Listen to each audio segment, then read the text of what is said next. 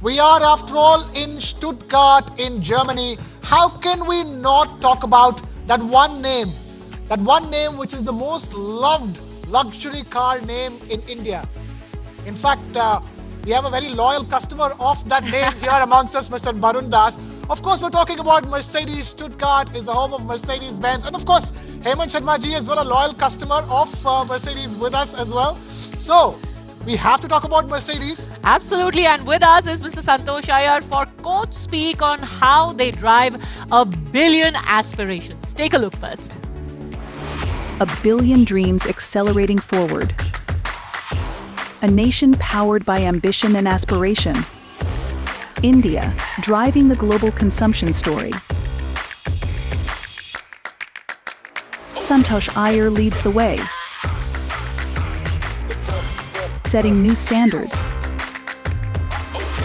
Join him as he explores India's billion aspirations, the Coach Speak.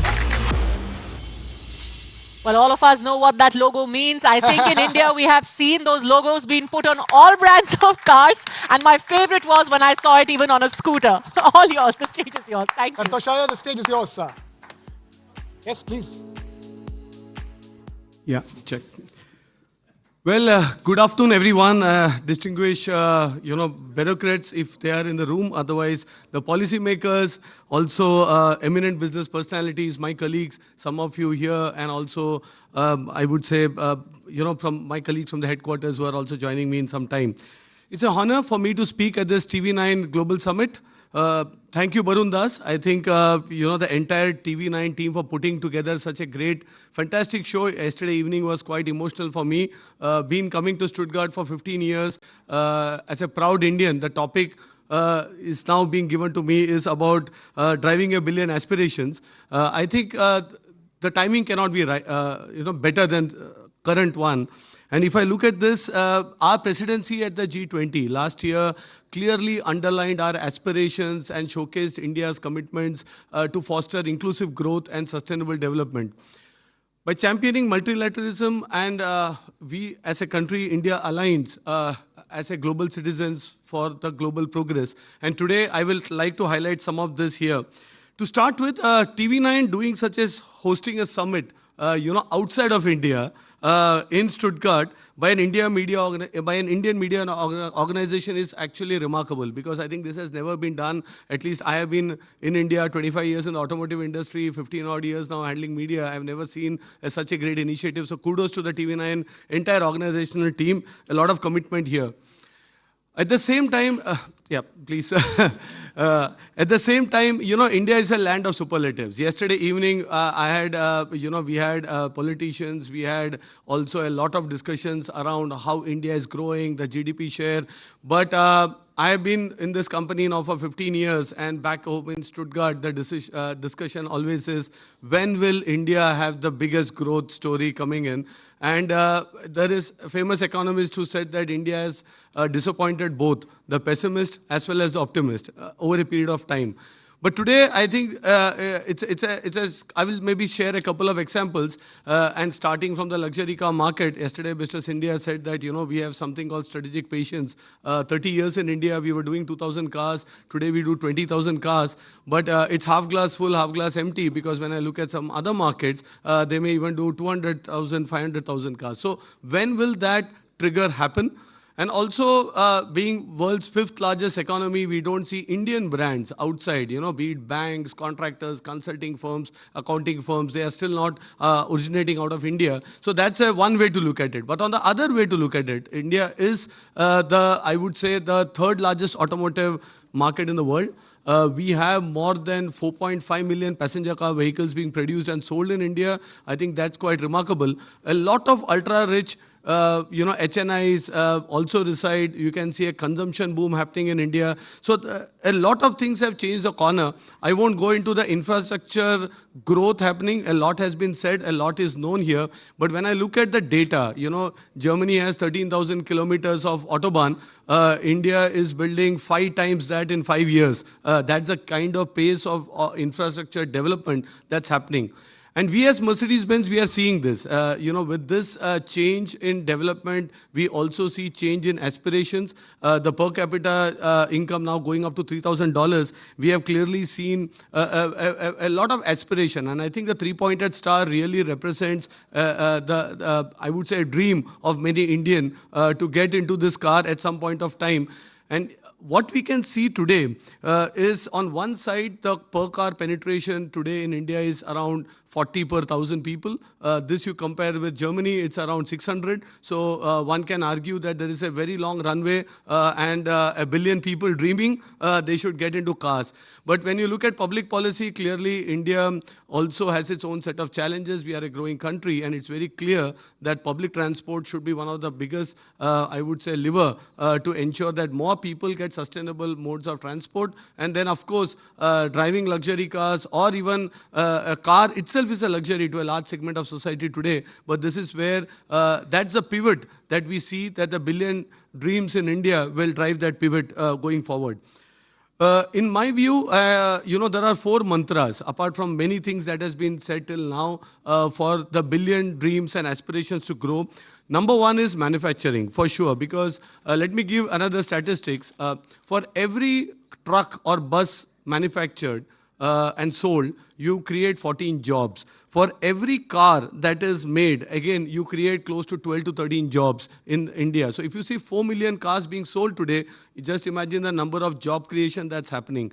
And if India has to grow at the 6% growth, surely automotive industry alone can help in getting employment, getting jobs. That's one part, but this cannot be on the traditional setup because the labor cost arbitrage is a thing of the past. Many countries will take up. The core mantra for success would be to combine digitalization in manufacturing. A lot of work happening on digital twins, on trying to make it faster, better, and I think in terms of quality as well. So I think that's something that we need to, again, pivot on. The second thing, which is very much linked to manufacturing, is also about, so the Make in India is great, but it's time now we make in India for the world. And here, from the automotive industry standpoint, it's very clear that yes, there are aspirations. A lot of people ask us, are you going to export? At this stage, the answer is no, because one thing that you need to do this is also a free trade, because this is something that we have been, as a multinational company, always been advocating. Borders need to be open to facilitate free trade. We are also now in India formed a lot of associations. Stefan Alusa is here from AHACA. We have been discussing this during the recent APK as well. And I think this, our job is also to educate Indian industries to ensure that they don't feel the threat of a free trade, because free trade means both the economies grow. We need to have a win-win equation when it comes to these FTAs. Third, of course, I think the last panel was great and enlightening, so I won't delve into empowering the youth also in terms of getting skill development. But I think the biggest, again, opportunity for India is increasing gender diversity in workforce. Today, with a very low participation of the women workforce, we are not capitalizing the huge potential that lies in India. And the demographic dividend, because most of us are lying on simple mathematics saying that, India is having 1.4 billion, growing at an X rate. This young population, they will start consuming. But for them to consume, they need to have the money in the pocket. The per capita GDP needs to go up. And for that, inclusion of the women workforce will mean that the household income, because today an Indian household is dependent on one income household, and that something which pulls development, growth, consumption down. But inclusion of diversity, inclusion of women more in the workforce will lead to this faster acceleration. Last not the least, which is a bit very close to my heart, you have clearly a strategy from India about green transition. I think the statistics that was mentioned yesterday by Honorable Minister Ashwini Vaishnavji, that India today, 45% of the energy today in India is from renewable, non-fossil fuel based resources. It's staggering. And this comes into for the future, we are discussing about from being a net importer of energy to a net exporter of green energy. This something will change the balance of trade because manufacturing goods and services is one end of the spectrum, but I think energy export coming out of all the initiatives will change the game. But on the other side, now coming back to the automotive industry, we need to also transition to electrification much more rapidly. Use this on one side, the electrification agenda of the government to shift into green energy. On the other side, transform with electric cars. I think the government has a lot of policy initiatives there. India leads in carbon neutrality, leads in decarbonizing the sector. We cannot grow as a country and fulfill the billion aspirations by putting more cars on road or more vehicles on road without decarbonizing. So decarbonizing need for India, again, this comes that if there is an X country at an X rate of electrification, should India also go in that same trajectory or even more? And the answer, in my opinion, is we need to do much more than any other country in the world to electrify so that we decarbonize the sector as we grow. Else, we have different set of challenges in public health as well as in other policies. So to conclude, I would say much has been done, a lot has been done, I would say, and adapted to drive the billion aspirations. I am a firm believer that execution is the only strategy customer or the market or the consumer sees. So can the policymakers, can the business houses all execute? I think media plays a big role in questioning this, in trying to push this, and I would love that to continue. And before I end, I grew up in India, which had and I will translate to English as well, but there's a very famous song. It said, "Hum honge kamyab ek din, ek din, ek din," with lot of dots there. And I grew up, it means in English, we will become successful one day, one day, one day, dot, dot, dot. But it's time we become successful today and not tomorrow. And that mindset we saw in the policymakers yesterday, in the bureaucrats, in organizations like TV9, which are really pushing the agenda very strongly, getting the cultures together. This is just not a business delegation. This is how the aspirations of 1 billion people in India will be aspired. We all, I think Germany and India has a very great connect. As I said, personally been here for 15 years, coming here almost once a quarter, a lot of association with a lot of friends here. I can't be more proud. Thank you once again, TV9, and for sharing my thoughts on driving aspirations for billions back in India. All the best and have a nice day ahead. Thank you.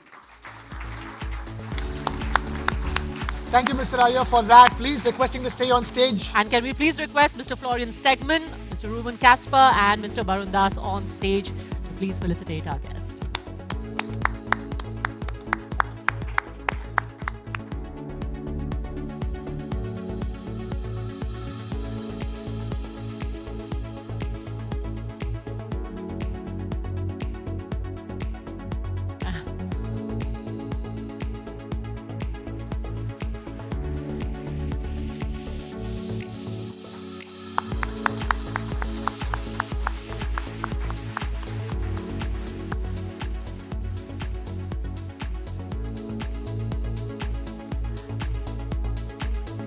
Thank you very much, gentlemen.